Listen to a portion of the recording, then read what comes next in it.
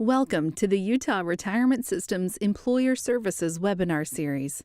This webinar has been pre-recorded. Please see the description below for links to different sections within the video and other useful information.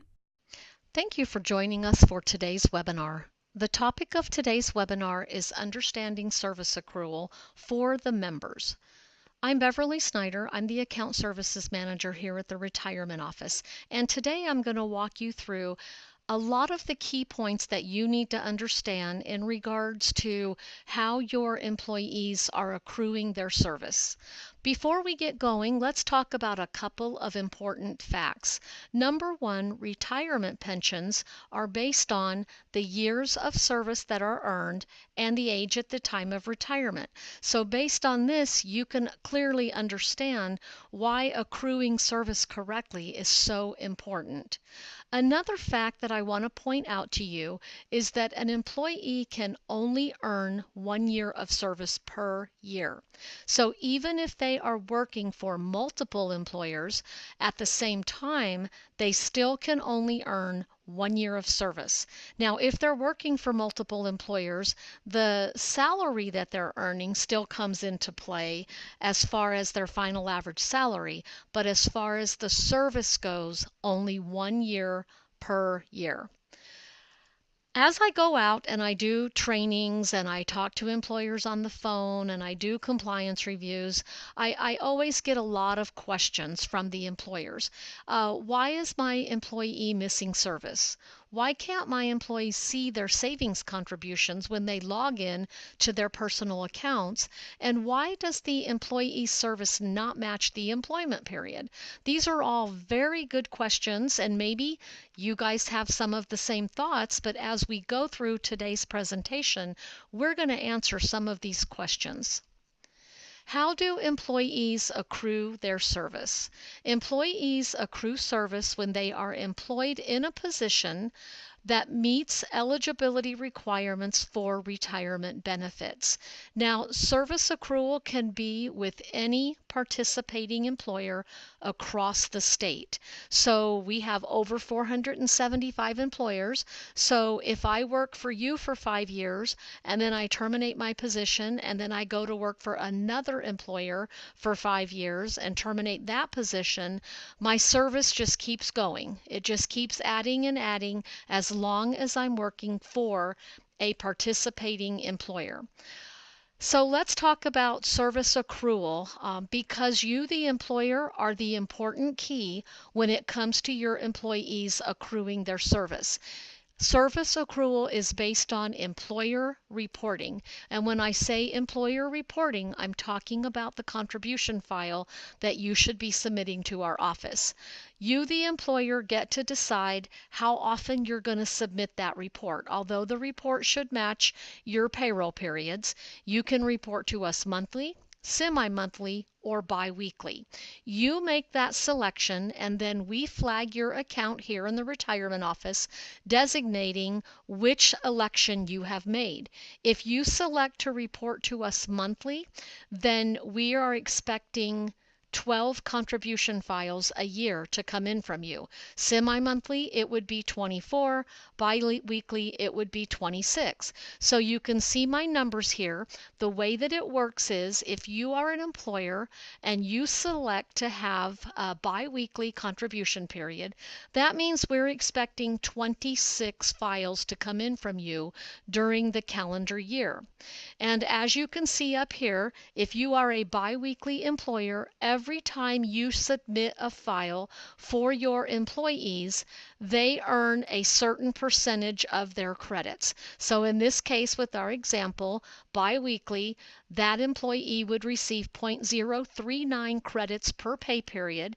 And when you submit that 26th file at the end of the year, your employees should all have 1 year of service. So you can see the questions on the previous screen. Why doesn't my employee see all of their service? Maybe you've missed them on a pay period. If I am working the full year, I have to receive 26 contributions in order to get to my 1 year. If you miss me on any of those files, then I am not going to total 1 year at the end of the year. The same goes for the monthly and the semi-monthly. You have to report for me, matching the payroll period that you have selected. So what are the employer's responsibilities? Again, you have to designate a reporting frequency: monthly, semi-monthly, biweekly. You should be submitting your contribution files in the same frequency as your payroll. Service credits are posted to your employee accounts each time you submit a file. This is important because the second question that we talked about, why can't I see my savings plan money? Well, if you don't submit a file to our office and follow up with the ACH payment, that money is never going to get posted to your employee accounts. Nothing gets posted to the account until the file and the money come to our office. This becomes a big issue at the end of each calendar year. We frequently will get phone calls from your employees saying, hey, wait a minute, I don't see my December 401k contributions in my account at the end of the calendar year. And then what we have to do is go in and say, well, your employer hasn't submitted that file yet. Therefore, it can't be posted to the account. So just a side note to remember, your employees don't see their service or their savings contribution until you, the employer, submit the contribution report and the ACH payment. Make sure that you remember that any time you miss a reporting period for one of your employees on the statement coming in, the contribution file coming into our office, you have to do an adjustment and correct that. You can't leave a missing hole there for those employees. Really important to understand. We do look at these when we're doing compliance reviews. Your employees should be looking for this when they review their statements, and you, the employer, should have a way to ensure that you're reporting all of your current employees on that file. So let's look at an example of what I'm talking about. Here's a contribution file, and in this one, so let me tell you, this is a salary statement in our office. The column on the left shows your period end dates. The column in the middle, that's the salary that you report to us when you submit your files. We don't put these numbers in. These come directly from you. But each time we go in and we post one of these salaries that you send in for the period end date, you can see out to the right, as soon as we post that file, that employee earns their service, and at the end of the year, that service should equal 1. Well, it looks like what happened in this situation is it looks like we combined 3 payroll periods into one. If you combine multiple payroll periods into one report, that employee, if you look out to the right, they are still only receiving 1 month of service credit. When you send your file in to us, that is 1 period end date, they get 1 unit of their service. What should this file look like? Right here. You need to make sure that you're breaking your salaries out into the pay periods that the employee earned the money, so that when those contributions are posted, then the service is automatically posted out to the right. If you notice with this employee, now you look down, this employee has 1 year of service. Okay, let's do another example. Here we have an employee. It appears that this employee is making $1,412 per month per pay period, and this is a monthly reporting cycle. But look, in February, it looks like I got forgotten. So if we look down, it looks like, oh, okay, they forgot me in February, but look, they put me down in March. Well, they put me down in March, but guess what? I still only got 1 month of service, even though In March, they reported for 2 pay periods. So if you look down at the bottom at my service credits, I do not equal 1 year of service. This is what it should look like. If you forget to report me 1 month, I need that service. Don't lump me into another month.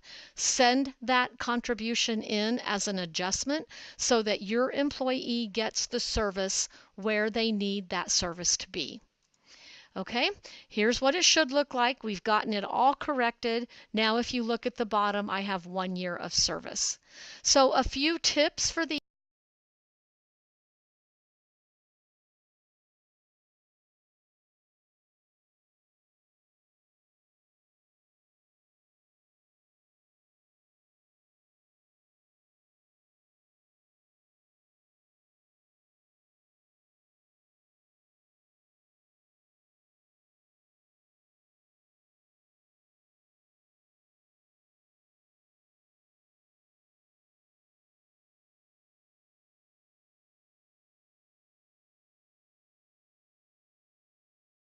And number 3, complete all of the adjustments for your members in a timely manner. If you realize that you've forgotten to report something, or maybe you didn't get me started in the pay period that you hired me, call your account analyst, know who your account analyst is, and give them a call and let them help you. So this is everything that I needed you to understand regarding service accrual for your employees. Just to recap, their retirement is based on the number of service accrual years that they get.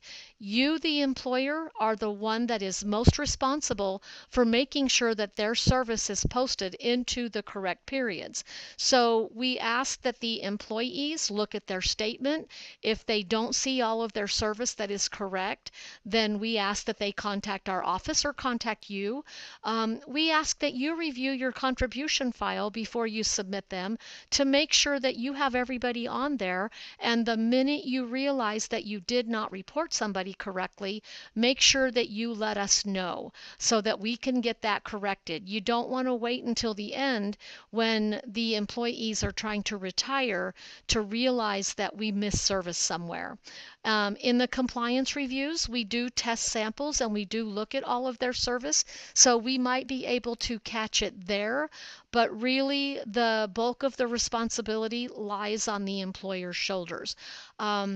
That's the quick and easy version of how your employees accrue service.